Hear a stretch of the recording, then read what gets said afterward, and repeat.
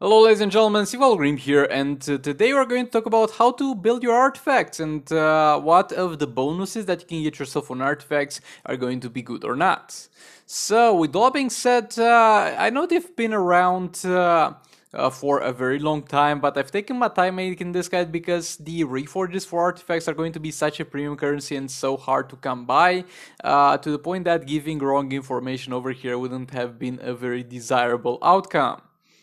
So, with all that being said, I'll have over here some information from the Bearded Sage. So, huge thanks to that, and also huge thanks to Batman INC for other information that I'll display over here. And we're going to go into kind of talking about each and every one of the bonuses, and then we're going to talk about what bonuses work for each character, because while I can give you the general guide towards what bonuses you can get to work on most of your characters, a lot of the characters have very specific artifact builds and things that work for them. So with that being said, if you enjoyed this video, make sure to hit that subscribe button and let's get into it. So as you'll see over here, this is a list with all the bonuses and their variations being common, rare, or epic. Of course, we're going to assume they're going to be epic for you, though it's okay if they're rare or common. We're just going to assume the higher value, because if it's a lower value, it simply will perform a little bit worse.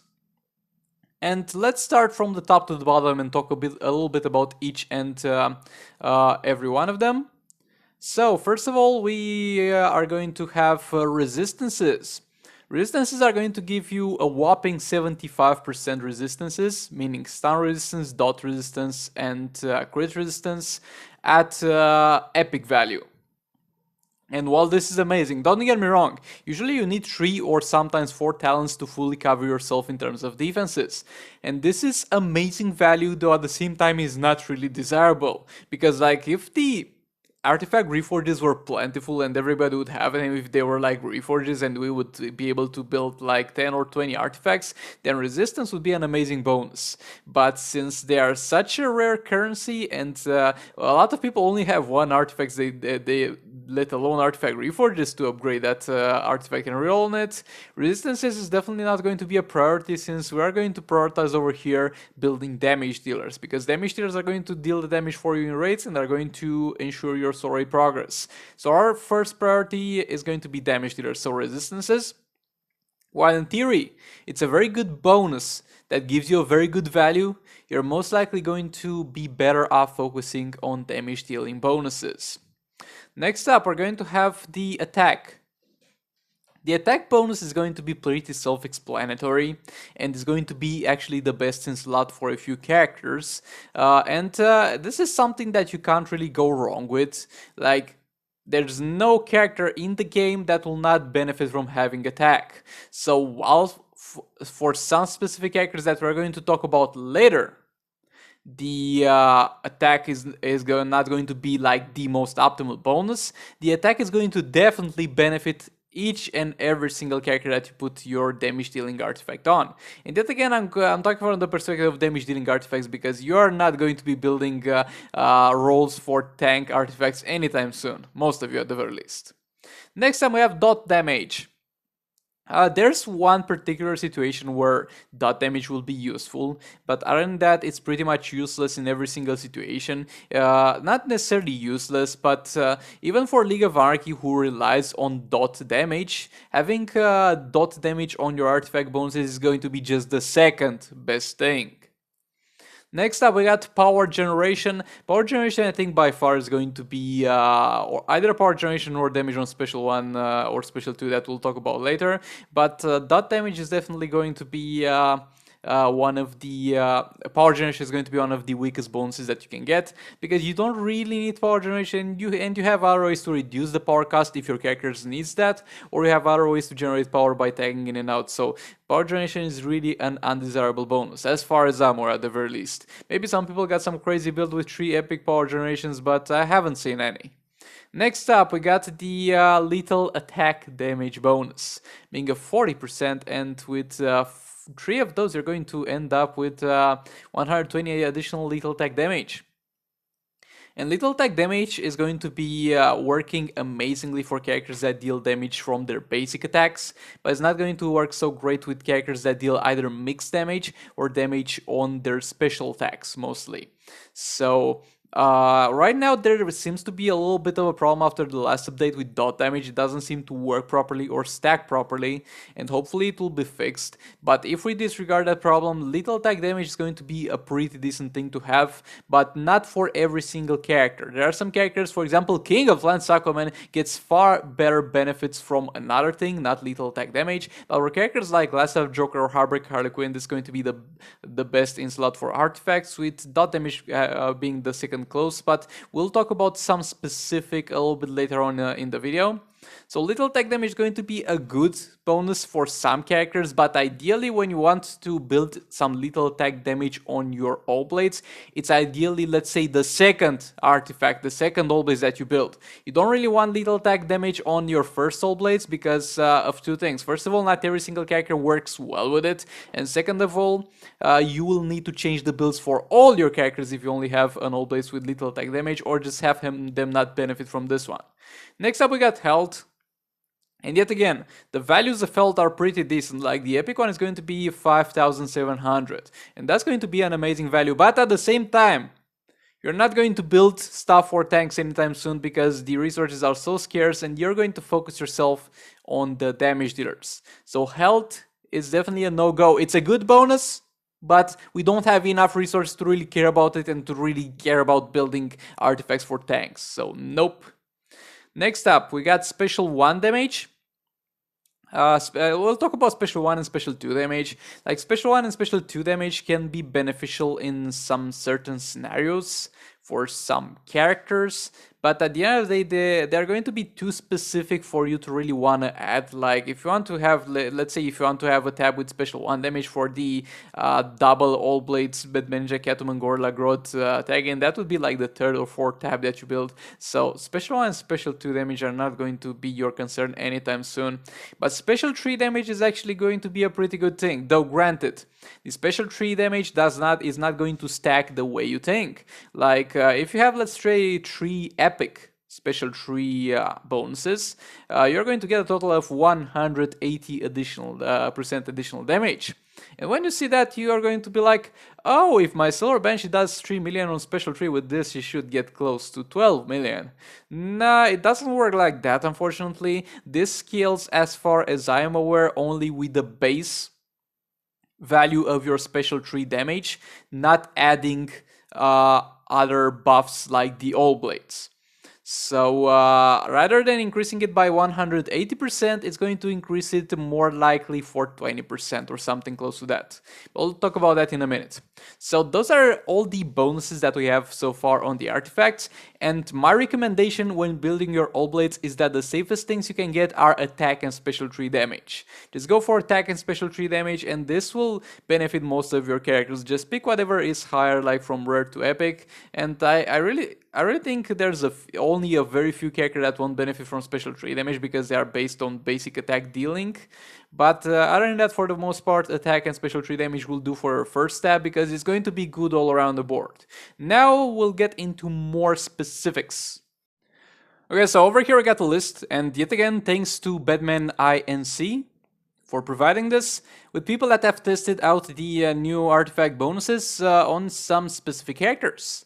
And we're going to talk about it, and yet again, this is not tested for every single character and every single strategy, but there's just that much artifact reforges to go around it. It's already an insane amount of work, so huge thanks.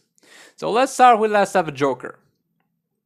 And as far as I'm aware, the same logic as the Last of a Joker logic is going to apply to Harlequin. So Last of a Joker is going to, by the way, how this calculate is like damage per cycle, like damage per tagging or something like that, and then it's going to be the base value at the increase that's going to be provided by each of the bonuses, and they're going to be like the only bonuses that actually have an impact in that specific scenario. For example, there's no reason of talking about Special 3 damage for Black Manta because he only uses basic attacks. But yeah, With last have Joker and same logic applies to Heartbreak Harlequin. They're going to benefit a lot from dots, but that's only the second best thing. The first best thing is going to be actually be lethal attack damage. And over here, definitely pick lethal attack damage over dot because it's going to be a better value. And other than that, lethal attack damage is going to be kind of useful for other characters, not only for them. Well, dot, as you can see, they are the only characters in this list that are going to make use of dot. And attack is going to be fine, like an increase overall of 10% of the damage, but that's not going to be amazing. Though it's a safe thing, okay? It's a safe thing that you can use on all characters, so attack is going to be fine on them as well. Like, you can see attack on every single character over here, so everybody's making use of attack, so attack is by far the safest way to go, but not the best. Now we got the Batman Jack Catwoman build with a special one. As I said previously, don't do this. Don't get an artifact with damage on special one because this is going to be too specific for it to be worth building. Straight up. But for Batman Jack Catwoman, you need tagging it out with special ones. The special one damage is going to provide you with the most value. And an interesting thing that we see here is that the lethal attack damage is not going to provide you with much because of the fact most likely that the only bonus that Batman Jetting gets from lethal attack damage is getting faster to that maximum lethal attack damage because they also already get lethal attack damage from Batman Robin, and this is just I think a little bit more of a buffer towards the damage cap. And the attack is going to yet again provide a decent increase, but not close to the special one.